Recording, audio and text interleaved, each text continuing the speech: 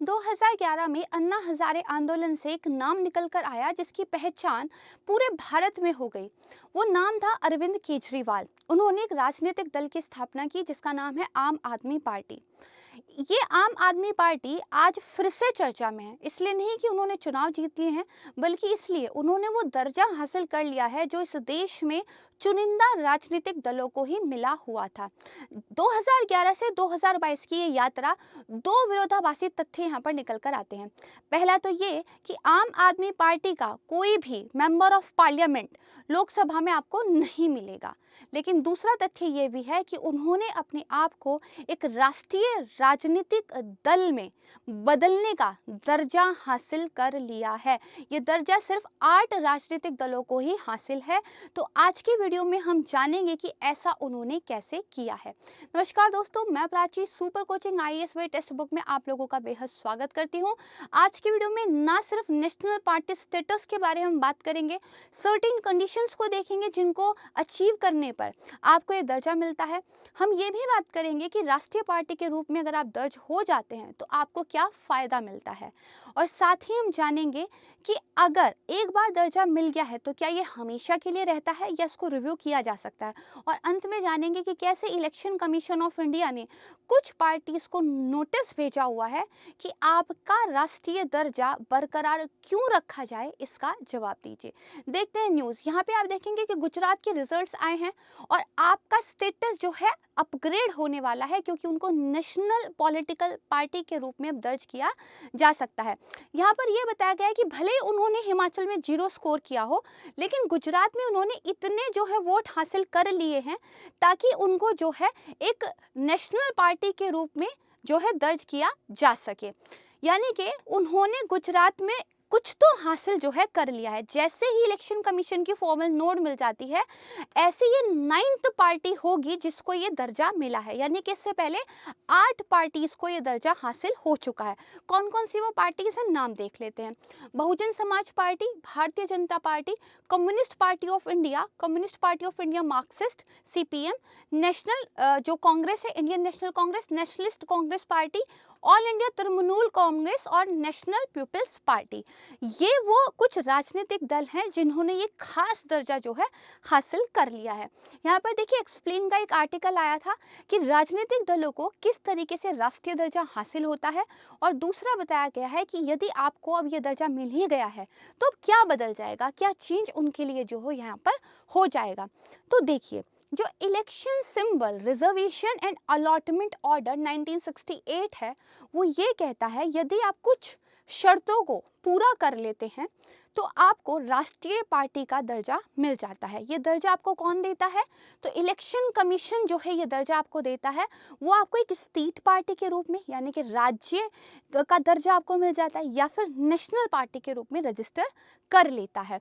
और ये जो आपको रिकॉग्निशन मिलती है, ये चुनावों में आपकी जो परफॉर्मेंस थी, यानी कि चुनाव में आपने कैसा प्रदर्शन किया है, इसके आधार पर मिलती है।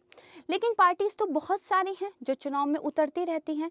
हर पार्टी को तो राज्य स्तर का या राष्ट्रीय स्तर का दर्जा नहीं मिला हुआ है, तो बाकी पार्टीज को फिर क्या कहा जाता है? उनको सिंपली रजिस्टर्ड अनरिकॉग्नाइज्ड पार्टीज कहा जाता है। यानी कि इलेक्शन कमीशन के पास आप रजिस्टर्ड तो हैं, लेकिन आपको रिकॉग्नाइज नहीं किया गया है। ठीक है, तो ये आपको समझ में आया। अब हम बात करते हैं उन सर्टेन कंडीशंस की जिसमें से यदि कोई एक, ध्यान से सुनिएगा, यदि कोई एक भी आप हासिल कर लेते हैं तो आपको जो है दर्जा मिल जाता है। यहाँ पर हम राष्ट्रीय राजनीतिक दल का दर्जा मिले उन कंडीशंस की बात कर रहे हैं। स्टेट पॉलिटिकल पार्टी के रूप में रजिस्टर होने के लिए भी कुछ इसी तरह की अलग कंडीशंस होती हैं। यहाँ पर देखिए, यदि आप वैलिड वोट्स का, ठीक है, अगर आप जो है 4 या 4 से ज़्यादा राज्यों में लोकसभा चुनाव या फिर राज्य जो विधानसभा चुनाव है उनमें भाग ले रहे हैं, और वैलिड वोट का अगर आपको जो है 6% मिल जाता है, साथ ही आप 4 सीट जीत जाते हैं, जो कि बेसिकली किसी भी स्टेट से हो सकती है, किसी एक से या एक से ज़्यादा स्टेट में हो। ये सीट लोकसभा की होनी चाहिए। अगर ये एक मुश्किल सी कंडीशन आप पूरी कर लेते हैं तो आपको जो है एक नेशनल पॉलिटिकल पार्टी के रूप में इलेक्शन कमीशन ऑफ इंडिया के द्वारा रजिस्टर कर लिया जाता है। यदि ये ना हो तो दूसरा भी है, जैसे लोकसभा के जनरल इलेक्शंस में आपने 2% सीट जो है जीत ली है। और ये जो सीट से जीतकर कैंडिडेट आए हैं, ये दरअसल 3 राज्यों से आने चाहिए, यानी कि 3 राज्यों के अंदर मिलाकर आपने जो है लोकसभा की 2% सीट जीत ली है, तो भी आप एक राष्ट्रीय पार्टी के रूप में दर्ज अपनी पार्टी को कर सकते हैं।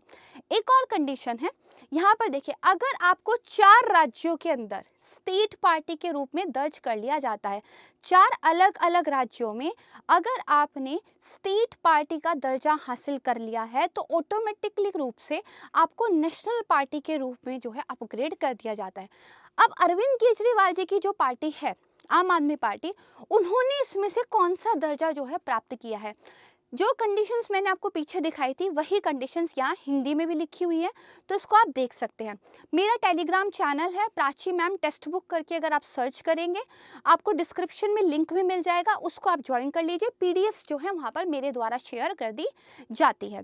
अब केजरीवाल जी की बात करते हैं। देखिए, उन्होंने गुजरात में वोट शेयर का 12% हासिल कर लिया है और साथ ही उन्होंने 5 सीट जीती है।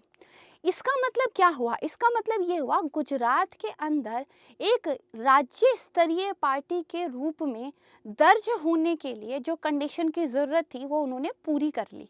यहाँ पे तो एक अजीब सी बात हो गई, हम तो नेशनल पार्टी के बारे में बात कर रहे थे, स्टेट का कैसे जिक्र आ गया, समझते हैं। देखिए, अभी उन्होंने क्या किया, जैसे 12% वोट मिले और उन्होंने 5 सीट जीत ली, तो उनको राज्य स्तरीय पार्टी का दर्जा मिल गया। ठीक है, इलेक्शन कमीशन उनको ये मान लेगा।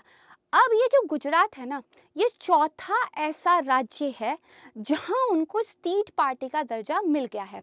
यानी कि इससे पहले उन्होंने ये 6% वोट प्लस 2 सीट वाला जो क्राइटेरिया था, ये दिल्ली में, पंजाब में और गोवा में ऑलरेडी हासिल कर लिया है।